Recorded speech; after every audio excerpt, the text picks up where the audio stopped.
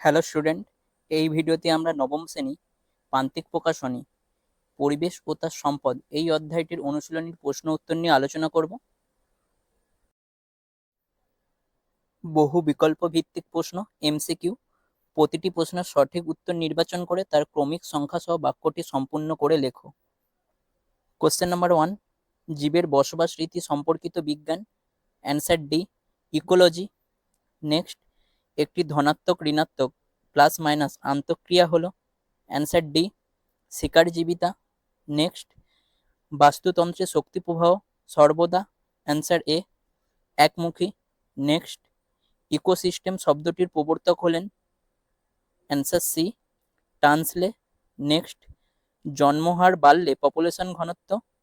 Answer এ, বাড়বে। Next, প্রোটিনযুক্ত খাদ্য হিসেবে ব্যবহৃত শৈবালটি হলো। Answer C, chlorella. নেক্সট, অরণ্য ধ্বংসের ফলে হ্রাস পায়।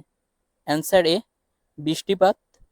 নেক্সট, ক্ষতিগ্রস্ত বনাঞ্চলকে পুনরায় গঠন করার জন্য যে বিজ্ঞানের জ্ঞান ব্যবহার করা হয় তা হলো। অ্যান্সার এ, সিলভিকালচার। নেক্সট, 2 দাগ, অতি সংক্ষিপ্ত উত্তর ভিত্তিক প্রশ্ন। একটি শব্দে বা একটি বাক্যে উত্তর দাও। কোশ্চেন নাম্বার 1, খাদ্য শৃঙ্খলের একক কি? অ্যান্সার, ট্রপিক লেভেল বা পুষ্টি স্তর। নেক্সট, একটি অন্তঃপরজীবীর নাম লেখো। অ্যান্সার, ফিতাকৃমি। নেক্সট, একটি ডেট্রিভোর প্রাণীর নাম লেখো। অ্যান্সার, কেঁচো। নেক্সট, পোটো কোঅপারেশন কাকে বলে?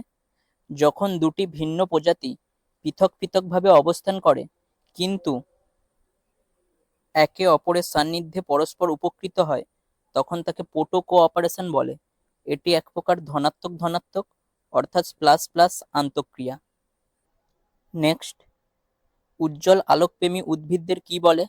অ্যান্সার, হেলিওফাইট বা সানপ্ল্যান্ট। নেক্সট, যে আকৃতির বৃদ্ধি লেখচিত্র কোন প্রাণীতে দেখা যায়? অ্যান্সার, পিঁপড়ে। নেক্সট, শূন্যস্থানগুলিতে উপযুক্ত শব্দ বসাও। কোশ্চেন নাম্বার 1, উচ্চ তাপমাত্রায় বসবাসকারী উদ্ভিদ হলো। অ্যান্সার, মেগাথার্মস। নেক্সট, উভচর ও সরীসৃপে ড্যাশ ঘুম দেখা যায়। অ্যান্সার, শীত ঘুম বা হাইবারনেশন। নেক্সট, ড্যাশ পপুলেশনের সংখ্যা কমায়। অ্যান্সার, মর্টালিটি বা মৃত্যুহার। নেক্সট, ফিতাকৃমি একটি ড্যাশ। অ্যান্সার, অন্তঃপরজীবী। নেক্সট, লাইকেন ড্যাশ উদাহরণ। অ্যান্সার, মিথজীবিতার উদাহরণ। নেক্সট, বায়ুর গতিবেগকে কাজে লাগিয়ে ড্যাশ উৎপন্ন করা হয়।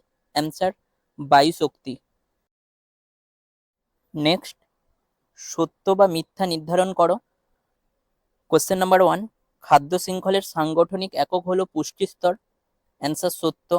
নেক্সট, অভিবাসনের ফলে পপুলেশনের আকার হ্রাস পায়। অ্যান্সার, মিথ্যা। নেক্সট, বাস্তুতন্ত্রের প্রতিটি পুষ্টি স্তরে 90% শক্তি নানাভাবে বিনষ্ট হয়। অ্যান্সার, সত্য।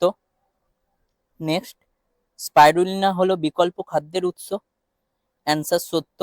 নেক্সট, নৈসর্গিক দৃশ্য একটি অপরিবর্তনীয় প্রাকৃতিক সম্পদ।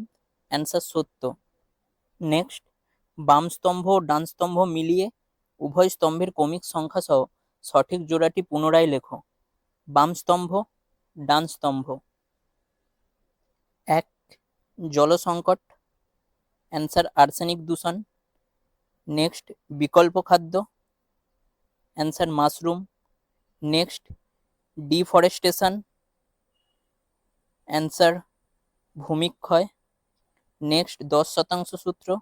Answer, Lindeman. একক সময় জীবের সংখ্যা বৃদ্ধি। অ্যান্সার, ন্যাটালিটি। নেক্সট, সংক্ষিপ্ত উত্তর ভিত্তিক প্রশ্ন। প্রশ্নমান 2, কোশ্চেন নাম্বার 1, প্রাণীর ওপর তাপমাত্রার দুটি প্রভাব লেখো। 1, স্যামন, ইল প্রভৃতি মাছের লার্ভার বিকাশ ও পরিযানের গতিপথ আলো দ্বারা প্রভাবিত হয়। 2, আলোর তীব্রতা কিছু কিছু প্রাণীদের ত্বকের রঞ্জক উৎপাদন বাড়িয়ে গাত্রবর্ণ নির্ধারণ নিয়ন্ত্রণ করে। নেক্সট, পরিযান বলতে কি বোঝো? কোনো পপুলেশনের অন্তর্গত জীবেরা দলবদ্ধভাবে দ্বিমুখী গমনের মাধ্যমে পুরনো বাসস্থান থেকে নতুন বাসস্থানে আবার নতুন বাসস্থান থেকে পুরনো বাসস্থানে বিচরণ করে, তখন তাকে মাইগ্রেশন বা পরিযান বলে। যেমন সাইবেরিয়া থেকে বিভিন্ন পরিযায়ী পাখি শীতকালে আমাদের দেশে চলে আসে, ডিম পাড়ে, বাচ্চা লালন পালন করে এবং শীতের শেষে পুনরায় দলবদ্ধভাবে তাদের পুরনো বাসস্থান সাইবেরিয়াতে ফিরে যায়। নেক্সট নেক্সট কমেনসালিজম কি? দুটি ভিন্ন প্রজাতির সহাবস্থানের ফলে যদি একটি লাভবান হয় কিন্তু অপরটির লাভ বা ক্ষতি কিছুই হয় না, তখন সেই ধরনের আন্তঃসম্পর্ককে কমেনসালিজম বলে। যেমন দুর্বল কাণ্ডবিশিষ্ট রোহিণী উদ্ভিদরা অন্য বৃক্ষকে জড়িয়ে ওপরে ওঠে, কিন্তু আশ্রয়দাতা বৃক্ষের কোনো ক্ষতি হয় না। এটি এক ধরনের ধনাত্মক নিরপেক্ষ অর্থাৎ প্লাস জিরো আন্তঃক্রিয়া। নেক্সট, খাদ্যজাল কিভাবে গঠিত হয়? বাস্তুতন্ত্রের একাধিক খাদ্য শৃঙ্খলের সাংগঠনিক এককগুলি বিভিন্ন আন্তঃপ্রজাতি দ্বারা পরস্পরের সঙ্গে যুক্ত হয়ে জটিল জালকাকার গঠন বা খাদ্যজাল গঠন করে। নেক্সট, শক্তির মোট অর্জন বা সার্বিক উৎপাদন জিপি অর্থাৎ গ্রস প্রোডাকশন কি? বাস্তুতন্ত্রে শক্তির উৎস হলো সৌরশক্তি। পৃথিবীতে আগত সৌরশক্তির মাত্র 0.02% সবুজ উদ্ভিদ দ্বারা সালোক সংশ্লেষের সময় শোষিত হয়। আবার শোষিত সৌরশক্তির মাত্র 0.01% উদ্ভিদের তৈরি খাদ্যে স্থৈতিক শক্তি হিসেবে সঞ্চিত হয়। এইভাবে সালোক সংশ্লেষের ফলে যে পরিমাণ স্থৈতিক শক্তি উদ্ভিদ দেহে আবদ্ধ হয় তাকেই শক্তির মোট অর্জন বা সার্বিক উৎপাদন বা গ্রস প্রোডাকশন সংক্ষেপে জিপি বলে। লিন্ডেম্যানের 10% সূত্রটি লেখো। কোনো পুষ্টিস্তরের মোট অর্জিত শক্তির মাত্র 10% পরবর্তী পুষ্টিস্তরে বাহিত হয়, বাকি 90% শক্তি বিভিন্ন জৈবনিক কার্যে ব্যবহৃত হয় বা তাপ শক্তি রূপে নষ্ট হয়। নেক্সট, বৃষ্টির জল সংরক্ষণের দুটি সুবিধা লেখো। 1, শুষ্ক ঋতুতে জলের যোগান পাওয়া যায়। 2, মাটির ওপরের স্তরের ক্ষয় রোধ করে। নেক্সট, দীর্ঘ উত্তর ভিত্তিক প্রশ্ন, প্রশ্নমান 5।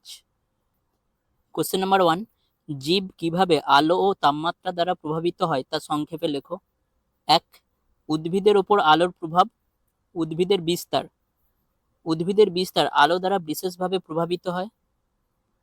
যেমন নিরক্ষীয় অঞ্চলে হেলিওফাইট ও মেরু প্রদেশে সিওফাইট উদ্ভিদ জন্মাতে দেখা যায়। 2, আলোক পর্যাবৃত্তি। আলো দ্বারা উদ্ভিদের ফুলের পরিস্ফুটন নিয়ন্ত্রিত হয়। প্রাণীর ওপর আলোর প্রভাব। 1, স্যামন, ইল প্রভৃতি মাছের লার্ভার বিকাশ ও পরিযানের গতিপথ আলো দ্বারা প্রভাবিত হয়। 2, আলোর তীব্রতা কিছু কিছু প্রাণীদের ত্বকের রঞ্জক উৎপাদন বাড়িয়ে গাত্রবর্ণ নির্ধারণ নিয়ন্ত্রণ করে। উদ্ভিদের ওপর তাপমাত্রার প্রভাব। 1, উদ্ভিদের বিস্তার। তাপমাত্রা দ্বারা উদ্ভিদের বিস্তার বিশেষভাবে প্রভাবিত হয়। যেমন মেগাথার্মস উদ্ভিদ উচ্চ তাপমাত্রাযুক্ত অঞ্চলে বাস করে, আবার মাইক্রোথার্মস উদ্ভিদ নিম্ন তাপমাত্রাযুক্ত অঞ্চলে বাস করে। থার্মোনাস্টিক, তাপমাত্রার হ্রাস বা বৃদ্ধির উপর নির্ভর করে উদ্ভিদের থার্মোনাস্টিক চলন দেখা যায়। যেমন তাপমাত্রা বৃদ্ধি পেলে টিউলিপ ফুল ফোটে ও তাপমাত্রা কমে গেলে ফুলের পাপড়িগুলি বন্ধ হয়ে যায়। প্রাণীর ওপর তাপমাত্রার প্রভাব। 1, পরিবেশের উচ্চ তাপমাত্রা থেকে বাঁচতে মরু প্রাণীরা অনেকে গর্তের ভিতর ঢুকে নিষ্ক্রিয় অবস্থায় থাকে, একে গ্রীষ্মঘুম বা এস্টিভেশন বলে। আবার প্রচণ্ড ঠান্ডায় ব্যাঙ, মেরু ভাল্লুক প্রভৃতি প্রাণীর বিপাক হার কমিয়ে নিষ্ক্রিয় অবস্থায় গর্তের মধ্যে থাকে, একে শীতঘুম বা হাইবারনেশন বলে। নেক্সট, বাস্তুতন্ত্র কাকে বলে? বাস্তুতন্ত্রের উপাদানগুলি ছকের সাহায্যে দেখাও।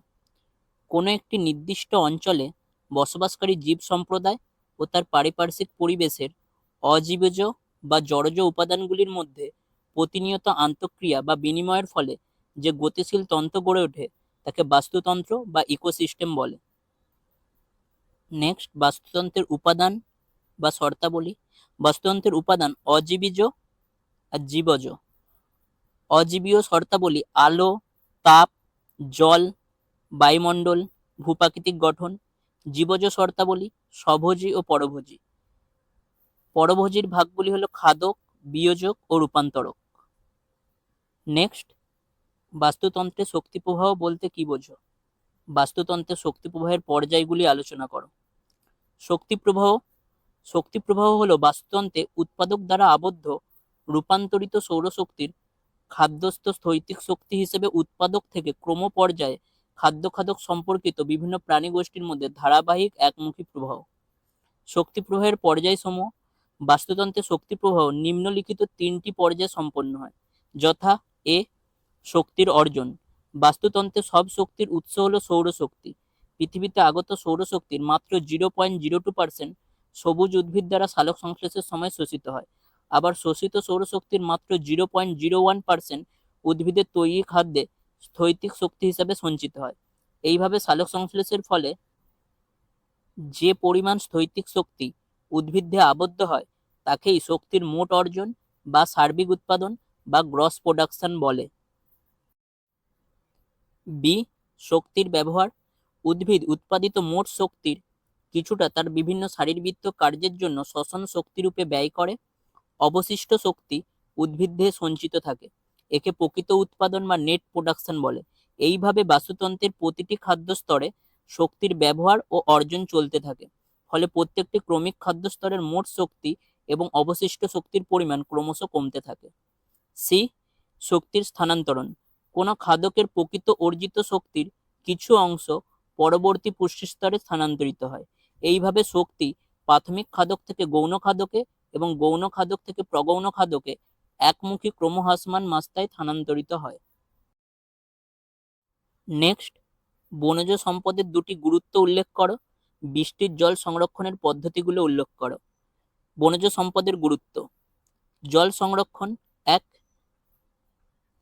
বনের উদ্ভিদরা শিকড়ের মাধ্যমে জল ধরে রাখে, যা বন্যা নিয়ন্ত্রণে সাহায্য করে। 2. উদ্ভিদের মূললোম দ্বারা শোষিত অতিরিক্ত জল বাষ্পমোচন প্রক্রিয়ায় বায়ুমণ্ডলে ফিরে যায় এবং বৃষ্টিপাত ঘটিয়ে জলচক্র বজায় রাখে। উৎপাদনমূলক ব্যবহার। 1. বনের অপেক্ষাকৃত নরম কাষ্ঠ সম্পদকে ব্যবহার করে কাগজ ফ্যাক্টরি, প্যাকিং বাক্স, দেশলাই, কার্ডবোর্ড ইত্যাদি তৈরির কারখানার বিকাশ ঘটেছে। 2. বনাঞ্চল থেকে সংগৃহীত মধু, লাক্ষা, রেশম ইত্যাদিকে ব্যবহার করে স্থানীয় অঞ্চলে ওইসব শিল্পের বিকাশ সম্ভব হয়েছে। নেক্সট, বৃষ্টির জল সংরক্ষণের পদ্ধতি। 1. বাঁধ নির্মাণ। বিভিন্ন নদীতে বাঁধ তৈরি করে বৃষ্টির অতিরিক্ত জল সঞ্চয় করে রাখা যায়। 2. জলাশয় খনন। নতুন নতুন জলাশয় খনন করে বৃষ্টির জল সংরক্ষণ করা যায়। 3. ভূগর্ভে সংরক্ষণ। বাড়ির ঢালাই ছাদে পড়া বৃষ্টির জল বাড়ির নিচে ভূগর্ভস্থ জলাশয়ে সংরক্ষণ করে সেই জল ঘর গৃহস্থলীর কাজে ব্যবহার করা যায়। নেক্সট, সৌরশক্তি বলতে কি বোঝো? সৌরশক্তি ব্যবহারের সুবিধা ও অসুবিধাগুলি উল্লেখ করো। সৌরশক্তি। সূর্য হলো অফুরন্ত শক্তির উৎস। সূর্য থেকে আগত তাপীয় শক্তির অংশবিশেষকে সরাসরি অথবা বিদ্যুৎ শক্তিতে রূপান্তরিত করা হলে তাকে সৌরশক্তি বলে। সৌরশক্তি ব্যবহারের সুবিধা। 1. এটি পরিবেশ বান্ধব, দূষণমুক্ত। 2. প্রত্যন্ত গ্রামে ও দুর্গম অঞ্চলে যেখানে প্রচলিত বিদ্যুৎ সরবরাহ দুরূহ সেখানে বিদ্যুৎ সরবরাহের সুবিধা। 3. রক্ষণাবেক্ষণ ব্যয়ভার তুলনামূলকভাবে কম। সৌরশক্তি ব্যবহারের অসুবিধা। 1. একক সৌরকোষে উৎপন্ন বিদ্যুতের পরিমাণ কম, ফলে অনেক সৌরকোষ ব্যবহার করতে হয়। 2. সূর্যালোকের অনুপস্থিতিতে সৌরকোষ বিদ্যুৎ উৎপাদন ব্যবস্থা অক্ষম। 3. সৌরকোষে অর্ধপরিবাহী রূপে মূলত বিশুদ্ধ সিলিকন ধাতু ব্যবহার করা হয়, যার উৎপাদন ব্যয়ভার খুব বেশি। নেক্সট, বনভূমি ধ্বংসের 3টি কারণ ও ফলাফল আলোচনা করো। বনভূমি ধ্বংসের কারণ। কৃষি জমির সম্প্রসারণ। জনসংখ্যার দ্রুত বৃদ্ধির সঙ্গে সঙ্গে খাদ্যের চাহিদা ক্রমাগত বৃদ্ধি পেয়েছে। খাদ্যের প্রয়োজনে বেশি পরিমাণ ফসল চাষের জন্য নতুন কৃষি জমি সৃষ্টি করতে নির্বিচারে বনভূমি ধ্বংস করা হচ্ছে। 2. বসতি সম্প্রসারণ ও শিল্প স্থাপন। বিশাল জনসংখ্যার জন্য বাসস্থান নির্মাণের প্রয়োজনে শিল্পের প্রয়োজনে বনাঞ্চল বিনাশ করা হচ্ছে। 3. চোরাচালান। শাল, সেগুন, চন্দন, শিশু ইত্যাদি উদ্ভিদ থেকে উৎকৃষ্ট মানের কাষ্ঠ সম্পদ পাওয়া যায়, ফলে বন ধ্বংস হচ্ছে। অসাধু ব্যবসায়ীরা এই বৃক্ষগুলিকে নির্বিচারে ধ্বংস করে চোরাচালান করায় বনাঞ্চল ক্রমশ ফাঁকা হয়ে পড়ছে। বনভূমি ধ্বংসের ফলাফল। 1. মরুভূমিকরণ। বন ধ্বংসের প্রত্যক্ষ ফলাফল হলো বৃষ্টির পরিমাণ হ্রাস, ভূমিক্ষয় বৃদ্ধি, ভৌম জলস্তরের ঘাটতি এবং পরিবেশের উষ্ণতা বৃদ্ধি। এর ফলে কোনো স্থান ধীরে ধীরে মরুভূমিতে পরিণত হয়। 2. বাস্তুতান্ত্রিক ভারসাম্য হ্রাস। বনভূমি ধ্বংসের ফলে পৃথিবীর বৈচিত্র্যময় জীবজগৎ তাদের স্বাভাবিক বাসস্থান হারাচ্ছে। এর ফলে নষ্ট হচ্ছে বাস্তুতান্ত্রিক ভারসাম্য, যা পরিবেশের অপূরণীয় ক্ষতি সাধন করছে। 3. জলবায়ু পরিবর্তন। বনাঞ্চলের পরিমাণ কমতে থাকায় পৃথিবীর গ্রিনহাউস গ্যাসের পরিমাণ ক্রমশ বাড়ছে। গ্রিনহাউস গ্যাসের বৃদ্ধি সরাসরি গ্লোবাল ওয়ার্মিং এর সঙ্গে সম্পর্কিত, আর এর ফলে পৃথিবীর জলবায়ুর অবাঞ্ছিত পরিবর্তন হচ্ছে।